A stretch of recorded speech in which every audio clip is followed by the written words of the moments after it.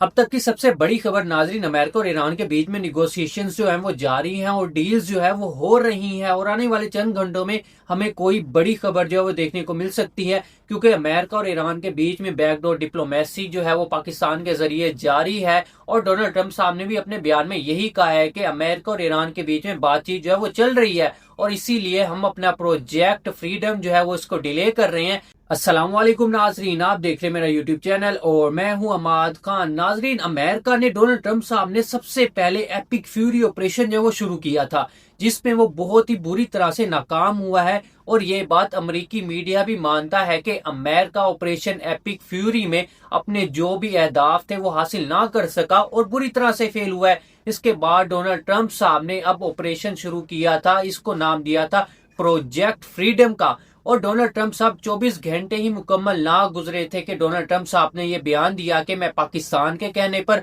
और बाकी हमारे दोस्त ममालिक के कहने के ऊपर ये ऑपरेशन, ये प्रोजेक्ट फ्रीडम जो है इसको डिले कर रहा हूं, क्योंकि हमारे ईरान के साथ बैकडोर डिप्लोमेसी के जरिए मामलात जो है वो जारी हैं, मुज़ाकरात जो हैं वो हो रहे हैं। नाज़रीन, मैं आपको बताता चलूं कि आने वाले वक्त में अमेरिका और ईरान के बीच में हमें कोई बहुत बड़ी डील जो है वो देखने को मिल सकती है। इसके साथ साथ अमेरिका ने जो भी अपना ऑपरेशन प्रोजेक्ट फ्रीडम शुरू किया था, इसको अमेरिका ने रोक दिया और कहा है कि हमारे ईरान के साथ मुज़ाकरात जो है वो जारी हैं। ईरान का भी बहुत नुकसान हुआ है, बेशक ऑपरेशन एपिक फ्यूरी हो और बेशक उसके बाद हो इसराइल से जो झड़पेगी ईरान की। ईरान ने उसके बाद जो है वो गल्फ कंट्रीज के अंदर जो भी तबाही मचाई, ईरान को भी बहुत ही तबाही और नुकसानात का सामना करना पड़ा है। बेशक वो जानी लिहाज से हो, माली लिहाज से हो या अपने इकोनॉमी के लिहाज से हो, ईरान को बहुत ही शदीद नुकसान का सामना करना पड़ा है। और ईरान इसी नुकसान की भरपाई के लिए आबनाए हरमस के ऊपर टैक्स जो है वो लगाना चाहता है। लेकिन अमेरिका की ये कोशिश है कि आबनाए हरमस को पहले की तरह खुला रखा जाए, लेकिन ईरान जो है वो अब कंप्रोमाइज करने को तैयार नहीं। नाजरीन, ईरान ने अमेरिका को जो है वो नाको चने चिपवा दिए हैं और अमेरिका को बेबस कर दिया और मजबूर कर दिया है अपने सामने बैठने को। मैं आपको बताता चलूं कि अमरीकी वजीर खारजा मार्को रूबियो ने स्टेटमेंट दिया और कहा है कि आबनाए हरमस जो है वो ईरान की मलकियत थोड़ी ना है, ईरान उसे बंद करके बैठा है। ईरान वहां से गुजरने वाले बहरी जहाजों को जो है वो निशाना बना रहे हैं, उनको रोक रहा है, उनसे टैक्स वसूल कर रहा है। ये आबनाए हरमुज जो है ये तो खुली रहनी चाहिए है और ईरान जो है इसके ऊपर कोई भी टैक्स लगाने का कोई हक नहीं रखता। ईरान को ये खोल देनी चाहिए। और ईरान जो है, अगर ईरान को ये हमने मोहलत दे दी, ये छूट दे दी, आबनाए हरमस ईरान के हवाले से कर दिया, तो ये एक रिवाज बन जाएगा पूरी दुनिया में। हम किसी सूरत में ये तस्लीम नहीं करेंगे कि आबनाए हरमस से गुजरने के लिए ईरानों को टैक्स दे। और अक़वाम मुत्तहिदा और बाकी तमाम ममालिक से हम ये रिक्वेस्ट करते हैं को आबनाए हरमस को खुलवाने के लिए हमारी मदद को आए। ये स्टेटमेंट था अमेरिकी वजीर खारजा मार्को रूबियो का। अब आप सोच लें कि ईरान ने किस हद तक अमेरिका को जो है वो मजबूर कर दिया, बेबस कर दिया अपने सामने। अब अमेरिका जो है वो सबके सामने ये दुहाइयां दे रहा है कि ईरान ने जो किया गलत किया। अगर देखा जाए ईरान ने गलत किया तो अमेरिका ने भी गलत किया कि वो दुनिया के दूसरे कोने से उठ के ईरान के ऊपर हमला करने को चला आया। और अमेरिका ने जो है वो अपनी ये रिवायत जो है वो बरकरार रखी। इससे पहले अमेरिका ने शाम, लीबिया, सूडान, अफगानिस्तान, गजा, इन तमाम ममालिक में जो है वो हमले किए, इन तमाम ममालिक पे कब्जा किया, इन तमाम ममालिक में अपने एयर बेसिस बनाए, इन तमाम ममालिक में हमला करने वालों की सहूलतकारी की। अगर अमेरिका उन काम में जो है वो हक नहीं रखता था तो इस काम में भी ईरान ने जो काम किया तो ईरान भी हक रखता था। अगर अमेरिका ये समझता है कि ईरान आबनाए हरमस को बंद करने का हक नहीं रखता था तो अमेरिका को चाहिए कि अमेरिका ये कानून खुद के ऊपर भी नाफिज करे। और अमेरिका ने जब ईरान के ऊपर हमला किया, ईरान के ऊपर चढ़ाई करना चाहिए, तो उसके एक्शन के रिएक्शन में ईरान ने जो है वो जवाबी कार्रवाई तो करनी ही थी। और ईरान ने फिर भरपूर जवाबी कार्रवाई की और अमेरिका को याद दिलाया कि आप यहाँ के कोई चौधरी नहीं लगे हुए या आप यहाँ के कोई मालिक नहीं है कि दूसरे कोने से उठ के आप ईरान के ऊपर हमला करने आए, ईरान के ऊपर कब्जा कर ले और आपको जवाब भी ना दिया जाए। फिर ईरान ने खुलकर जवाब दिया। मशरिके वस्ता में गल्फ कंट्रीज में जितनी भी अमरीकी एयर बेसिस थी, ईरान ने उनको टारगेट किया, उनको हिट किया, अमरीकी तंसीबात को हिट किया और अमरीकी जितने भी हामी थे, अमरीकी जितने भी साथी थे, उनको हिट किया और आबनाए हरमस को बंद कर दिया। और इसके जवाब में अमेरिका ने किया अमेरिका जब बेबस और मजबूर हो गया अपना हरमस को खुलवाने के लिए कि ईरान जो है वो अब हमारी बात तो सुन नहीं रहा, ईरान जो है वो अपने हरमस को खोल नहीं रहा, ईरान ने जो है वो अपने हरमस में बारूदी सुरंगें बिछा दी हैं जिसको ढूंढने में अमेरिका जो है वो नाकाम रहा।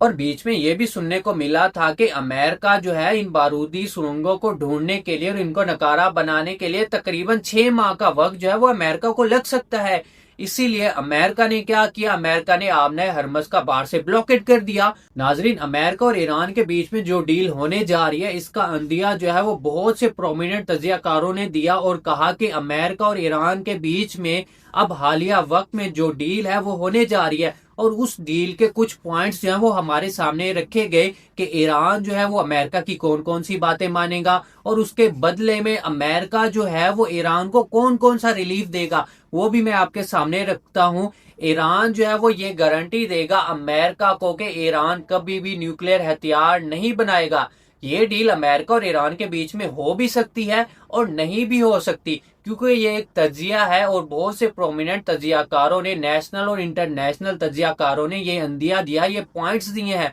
उन्होंने कहा है कि ईरान जो है वो गारंटी देगा कि वो कभी भी न्यूक्लियर हथियार जो है वो नहीं बनाएगा। इसके साथ साथ ईरान ये भी कहेगा कि हम जो है इन रिच यूरेनियम जो है वो नहीं करेंगे, यानी कि मजीद आने वाले 10 साल, 12 साल, 13 साल, यानी कि जितने सालों के लिए उनका इत्तेफाक होगा, ईरान ये गारंटी देगा कि हम यूरेनियम को इनरिच नहीं करेंगे, यानी यूरेनियम की अफजूदगी जो है वो हम नहीं करेंगे। और इसके साथ साथ ईरान ये भी कहेगा कि बेशक IAEA की जानिब से आके निगरानी कर ली जाए, हमारे यहाँ पे चेकिंग कर ली जाए, हम जो है वो यूरेनियम की अफजूदगी नहीं करेंगे। ईरान ये भी अमेरिका को डील दे सकता है कि हमारे पास जितना भी इनरिच यूरेनियम है वो 60% है या 40% है या 50% है, वो जो है हम रूस को भी देने को तैयार है और अमेरिका को भी बजरिया पाकिस्तान हम अपना इनरिच यूरेनियम जो है वो रूस और अमेरिका के पास जो है वो रखवाने को तैयार हैं। इसके साथ साथ इन रिटर्न ईरान को क्या मिलेगा, ईरान को मिलेगा जो भी पाबंदियां लगी हुई हैं ईरान के ऊपर, प्राइमरी और सेकेंडरी सैंक्शंस जो भी अमेरिका ने लगाई हुई हैं,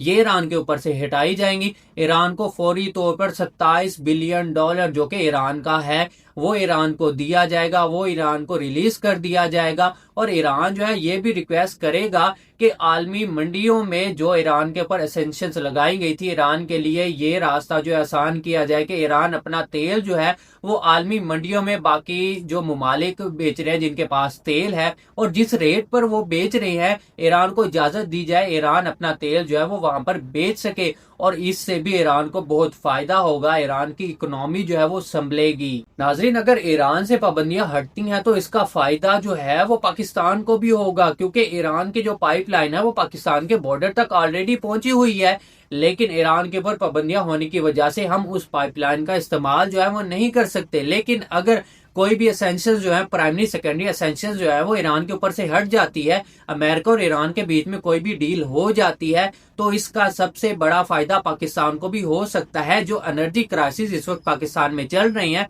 ये खत्म हो सकते हैं और पाकिस्तान जो है वो ईरान से ईरानी तेल जो है वो खरीद सकता है और हमारे मुल्क के एनर्जी क्राइसिस जो है वो खत्म हो जाएंगे। अब आते हैं इस बात की तरफ, अगर ये डील अमेरिका और ईरान के बीच में हो जाती है तो अमेरिका को यहाँ तक लाने के लिए कौन कौन से मुमालिक ने जो है वो ईरान का साथ दिया और अमेरिका इस स्टेज पर आके मजबूर क्यों हुआ, क्योंकि पहले तो वो पावर की बात करता था, पहले वो बात करता था कि मैं जो हूं मैं सुपर पावर हूं, मैं जो है अपना हरमस को जोर के दम पर ईरान से खुलवा लूंगा। लेकिन आखिर ऐसी क्या बात हुई कि अमेरिका जो है वो मजबूर हो गया और ईरान के साथ डील करने के लिए राजी हो गया है। एक तो एपिक फ्यूरी ऑपरेशन जिसमें अमेरिका को बहुत ही ज्यादा नुकसान पहुंचा, अमेरिका को, इसराइल को, खलीजी मुमालिक को, गल्फ कंट्रीज को और उसके साथ साथ पूरी दुनिया को, जो ईरान ने आब हरमुज को बंद किया। और अब पूरी दुनिया में जो एनर्जी के क्राइसिस हमें देखने को मिल रही है, जो पूरी दुनिया में महंगाई हो रही है वो हमें देखने को मिल रही है। इसके बाद अमेरिका जो है वो बहुत ही मजबूर हो गया कि अगर मैं ईरान के साथ कोई भी डील नहीं करता,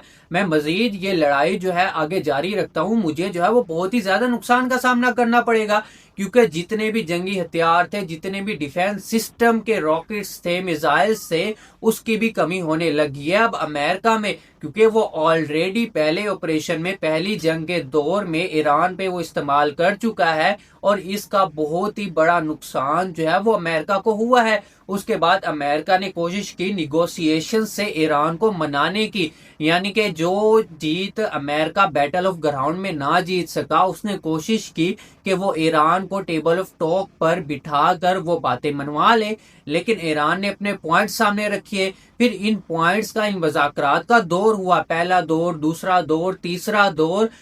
तरमीम करके शराइत में अमेरिका को भेजेंगी बजरिया पाकिस्तान। पाकिस्तान ने जो है वो इस डील में बहुत ही अहम किरदार अदा किया है। और उसके बाद अमेरिका की तरफ से बार बार ये जवाब जो है आता रहा कि हम इन डील्स को नहीं मानते, क्योंकि अमेरिका की यही कोशिश थी कि आपने हरमस को फ्री ऑफ कॉस्ट खुलवाया जाए, ईरान का जितना भी इनरिच यूरेनियम है वो अपने कब्जे में ले लिया जाए, ईरान को जो है वो न्यूक्लियर इक्विपमेंट्स बनाने से रोक लिया जाए, न्यूक्लियर प्रोग्राम के ऊपर काम करने से रोक लिया जाए। और हमें बज़ाहिर जो है वो ऐसा ही होता दिखाई दे रहा है कि अमेरिका और ईरान जो है वो आपस में बैठ के बातों के ऊपर कॉम्प्रोमाइज करके किसी न किसी डील पर आने के लिए अब तैयार होने वाले हैं। और आने वाले वक्त में ये बड़ी खबर हमें देखने को मिल सकती है। हाँ, ये भी हो सकता है कि किसी एक बात पर अमेरिका और ईरान की जानिब से जो है वो इत्तेफाक ना हो और ये डील जो है ये खत्म हो जाए। लेकिन फिलहाल हमें इस डील की कैंसिलेशन का अभी कोई भी अंदिया जो है वो नजर नहीं आ रहा। और यही सुनने में आ रहा है बहुत से मशहूर तज्जियाकारों, प्रोमिनेंट तज्जियाकारों का, नेशनल और इंटरनेशनल तज्जियाकारों के हवाले से,